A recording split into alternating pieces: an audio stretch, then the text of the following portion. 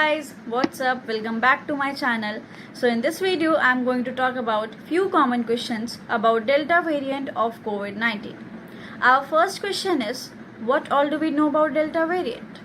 So whenever we talk about variants, there are three questions which we always need to ask. Number 1 is transmissibility, number 2 is virulence, number 3 is immunoscape. First we'll talk about what is transmissibility. कि एक इंसान से दूसरे इंसान को ये बीमारी कितनी आसानी से फैलता है, that's transmissibility. Number 2 we will talk about what is virulence, कि इंसान को जब ये इन्फेक्शन होता है तो ये कितना बुरा इन्फेक्शन होता है. And number 3 we will talk about what is immune escape, कि whether the vaccines were correct, कि whether the antibodies cocktail were correct. When we talk about the Delta variant, it's almost certainly more transmissible than the earlier variants that have been described. In some incidences, they talk about being almost twice as transmissible as the original variants from the last year, which is not surprising. ज़्यादातर doctors हैं जिन्होंने patients को treat किया है Covid के साथ, उन्होंने देखा है कि इस टाइम पूरे परिवार जनरली इन्फेक्ट हो जाते हैं. बट पिछले साल it used to be 1 person और 2 person, और generally it's the whole family, because it's clearly more transmissible from 1 person to another. Second question is, does it lead to more hospitalisation, does it lead to more deaths, कि इससे ज़्यादा बुरे किस्म की बीमारी होने के चांसेस हैं. There is a data from UK which suggests that it leads to more hospitalization, but I'm not sure that it leads to more deaths or not. Mortality might be some or less similar to the earlier variants, but it might lead to more hospitalization and it could be an increased burden on the healthcare. Now let's talk about its evidences on transmissibility or fatality. So if you look at UK for an example, I think the latest study showed that 61% of their strains right now are the Delta variant. In a very short time, it became the leading variant in the UK as compared to the earlier Kent variant. So again, it's showing us that it's a very transmissible once the enters the population, it's rapidly across that population and become a dominant strain. I think the general belief based on what we know so far is that it may not lead to more deaths, may not cause more mortality. The problem is because it's so transmissible, क्योंकि इतने सारे लोग एक time पे infect हो जाते हैं, तो उसमें से समझो कि एक छोटा परसेंटेज भी अगर सीवियर डिजीज़ के साथ मैनिफेस्ट करता है तो that small percentage converts into a huge number, because the denominator is so much. इतने सारे लोग इन्फेक्ट हुए हैं.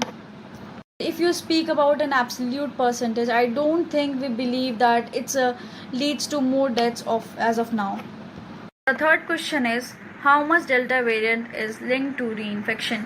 So if you look at the community level, the data we have, even in the city like Mumbai, we have seen, for an example, it looks like the most of the hotspots, which were the hotspots in the first time, were not the hotspots this time. Majority of transmission occurred in slums in the first time around. A majority of transmission this time occurred in the high rises, suggesting that maybe reinfection and burden so much of a problem. It was just individuals who hadn't the last year had this time.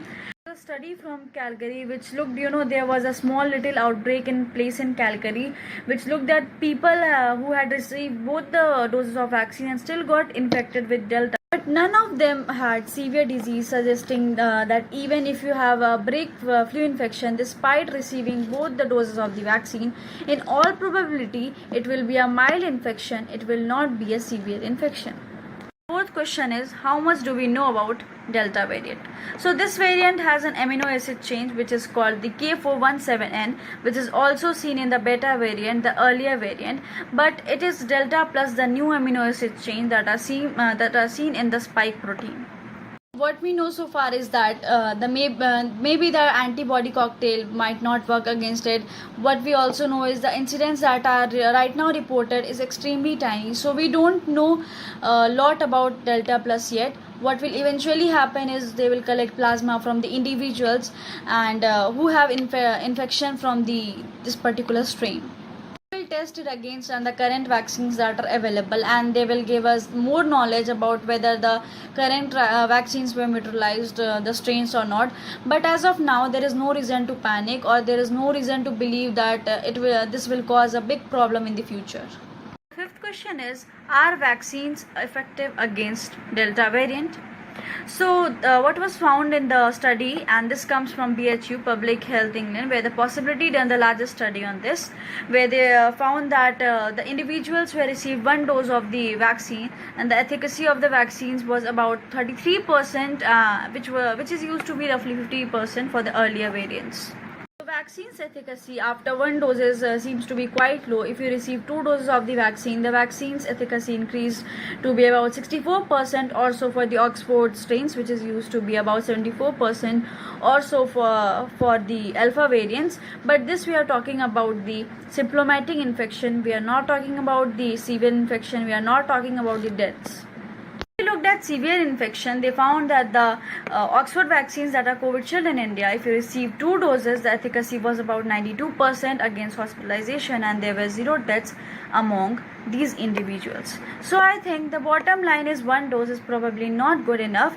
You need to get more than 1 dose. With 2 doses, the efficacy is lower than what is used to be, but it's still very effective against hospitalization, very effective against death. And I think that we are very interested in, as long as 2 doses protect the individuals from dying, from getting hospitalized, I think we have nothing to worry about it. These were the few common questions about Delta variant of COVID-19, and if you need more information regarding the Delta variant, you can comment me down so that I can tell you in my next video. और अगर आपको video अच्छी लगी हो तो please like करो, share करो, comment करो, और चैनल को सब्सक्राइब नहीं किया तो सब्सक्राइब करो, और बेल आइकन को दबाना नहीं भूलना, क्योंकि अगर मैं आपको नया वीडियो डालूंगी तो आप लोगों को नोटिफिकेशन चला जाएगा. So stay home, stay safe, stay tuned for the next video.